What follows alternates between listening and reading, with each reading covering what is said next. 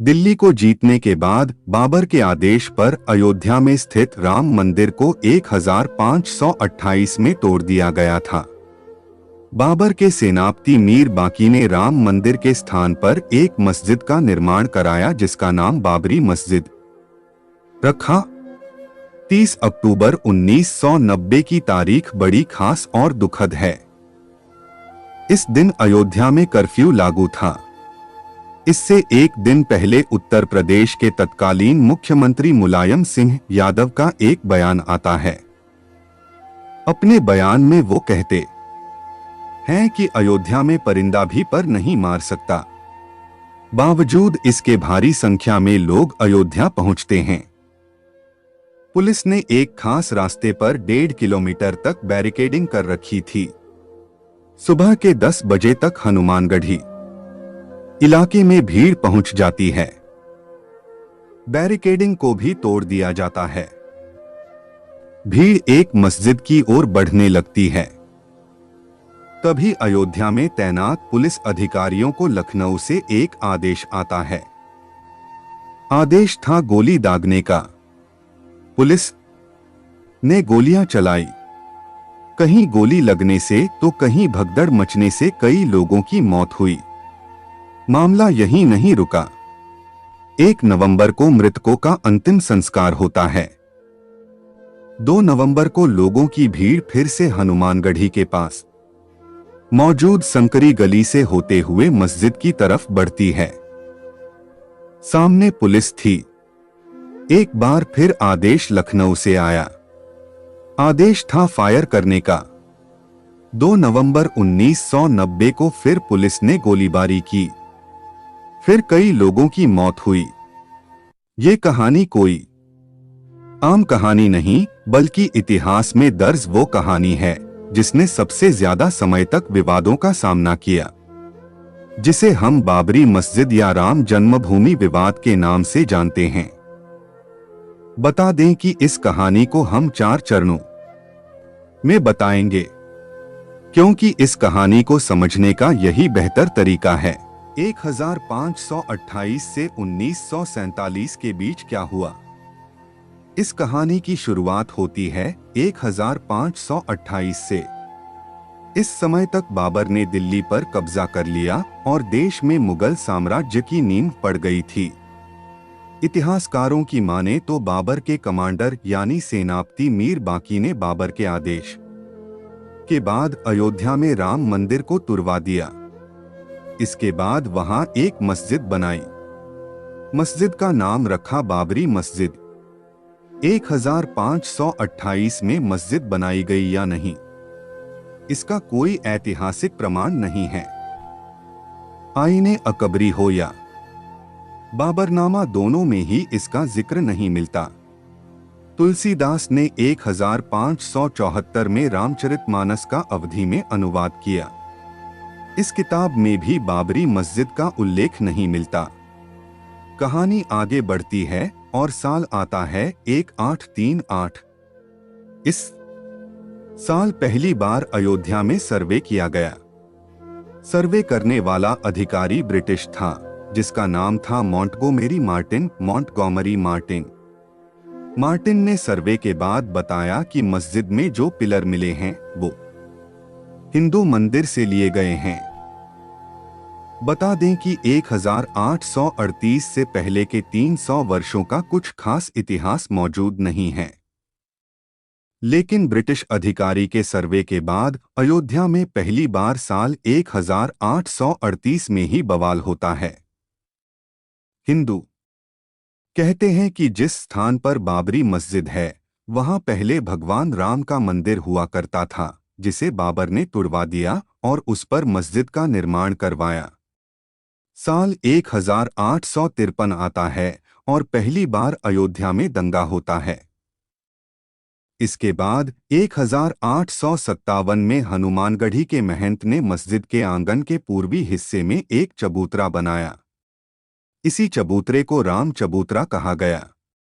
इसी स्थान को राम जन्मभूमि भी कहा गया। विवाद बढ़ा तो इसके विरोध में मौलवी मोहम्मद असगर ने जिला मजिस्ट्रेट के सामने अर्जी लगाई। पहली बार साल 1859 में मजिस्ट्रेट के आदेश के बाद मस्जिद में एक दीवार खड़ी कर दी जाती है। इस तरह भीतरी हिस्से में मुसलमानों को इबादत और बाहरी हिस्से में हिंदुओं को पूजा करने की अनुमति मिली। अब साल आता है 1885। निर्मोही अखाड़ा के महंत रघुवार दास ने राम चबूतरे की कानून हक लेने के लिए कोर्ट में अर्जी डाली। इस जगह उन्होंने मंदिर बनाने को लेकर कोर्ट से मांग की। इस याचिका में चबूतरे वाले स्थान को ही राम जन्मभूमि बताया गया था। ये अर्जी साल 1886 में खारिज कर दी जाती है। अब कहानी सीधा पहुंचती है साल 1934 में। अब सवाल ये उठता है कि 1886 से 1934 तक क्या हुआ। इस दौरान कई दस्तावेजों ने ये दावा किया कि अयोध्या में कई मंदिरों को तोड़ा गया और उस पर मस्जिदों का निर्माण हुआ। उनमें से एक राम मंदिर भी था। साल 1934 में अयोध्या में सांप्रदायिक दंगे हुए। लोगों ने बाबरी मस्जिद के कुछ हिस्से को ढहा दिया। मस्जिद के टूटे हुए हिस्से को अंग्रेजों ने ठीक कराया। साल 1944 में वक्फ बोर्ड की तरफ मस्जिद को सुन्नी प्रॉपर्टी घोषित कर दी जाती है। सुन्नी प्रॉपर्टी इसलिए क्योंकि बाबर सुन्नी मुसलमान था। 1947 से 1980 के बीच क्या हुआ? साल 1947 में देश आजाद हुआ। बंटवारे का जख्म ताजा था। हिंदू और मुसलमानों के बीच नफरत इस समय पक्के तौर पर थी। आजादी के बाद राम मंदिर की मांग जोर पकड़ती है। दिसंबर 1949 में अयोध्या में 9 दिनों के रामचरितमानस पाठ का आयोजन किया जाता है।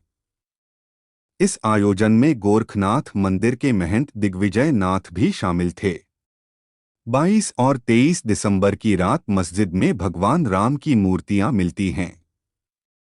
आरोप हिंदुओं पर लगता है। कहा गया कि उन्होंने मूर्तियों को विवादित स्थान पर रखा। 23 दिसंबर की सुबह मस्जिद में रामलला की पूजा शुरू हो जाती है। हिंदू वहां पूजा और दर्शन करने पहुंचते हैं तो मुस्लिम वहां विरोध करने पहुंचते हैं। मामला फिर कोर्ट में पहुंचता है। ये वो समय था जब देश में संविधान लागू नहीं हुआ था। संविधान की धर्मनिरपेक्षता अब तक तय नहीं की जा सकी थी। इस दौरान प्रधानमंत्री जवाहरलाल नेहरू ने बयान दिया और कहा कि जो हुआ वह गलत हुआ, किसी भी धार्मिक स्थान को कोई हथिया नहीं सकता। एक किस्सा है नेहरू और उस समय के फैजाबाद के जिलाधिकारी के नायर का। दरअसल नेहरू के नायर को खत लिखते हैं। वो मस्जिद से मूर्ति हटाने और पहले जैसी यथास्थिति बनाने का आदेश देते हैं। के नायर इस आदेश को नकार देते हैं। अपने खत में वो नेहरू को जवाब देते हुए लिखते हैं कि यहाँ स्थिति गंभीर है, दंगे या हिंसा हो सकती है। नायर के खत को पढ़ने के बाद नेहरू फिर एक खत लिखते हैं। यह चिट्ठी नायर के पास 27 दिसंबर 1949 को आती है। नेहरू लिखते हैं, आदेश का पालन किया जाए और यथास्थिति बनाई जाए। इसके जवाब में नायर ने नेहरू को खत लिखकर सुझाव दिया, जिसमें उन्होंने कहा कि इस मामले को अदालत को दे दिया जाए। जब तक अदालत का फैसला नहीं आता तब तक मस्जिद में रखी गई मूर्ति के वहां एक जालीनुमा गेट लगा दी जाए। नेहरू ने इस सुझाव को स्वीकार कर लिया। इसके बाद मामला कोर्ट पहुंचा। 29 दिसंबर 1949 को कोर्ट ने बाबरी मस्जिद को पहली बार विवादित स्थल घोषित किया। इसी के बाद से बाबरी मस्जिद के लिए विवादित ढांचा जैसे शब्दों का प्रयोग होने लगा। कोर्ट के आदेश के बाद मस्जिद के बाहर ताला लग गया।